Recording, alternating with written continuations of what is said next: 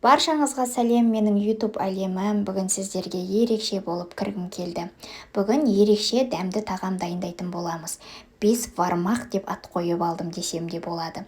Етті, как обычно, етімізді саламыз. Ауылдан келген нағашы апамның беріп жіберген соғымы болатын сыбағасы.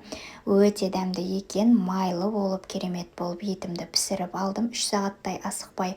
Одан кейін мантоварканың табаларына осындай вареникеларымызды картошкасымен салып шығамыз. Табаны майлап обязательно. Содан кейін оны 10-15 минутта пісіріп аламыз. Тұздығын дайындаймыз. Және де өте дәмді болып шығады. Дәл осындай пісірген маған бешбармақ қатты ұнады. Күнделікті жаймамен пісіргенге қарағанда осы бешбармақ маған қатты ұнады.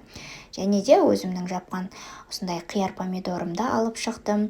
Тұздықты бірінші табаға сеуіп, одан кейін міне вареникімізді пісіп дайын болды. Байқасаңыздар, картошкасын салған жоқпын, себебі вареники картошкамен болғандықтан үстіне тұздығын сеуіп, етімізді турап үстіне және де тұздығын жуасын салып ұсынамыз. Өте дәмді болып шығады. Кәдімгі бешбармаққа қарағанда күнделікті осыны ұсынсаңыздар өте ерекше дәмді болады.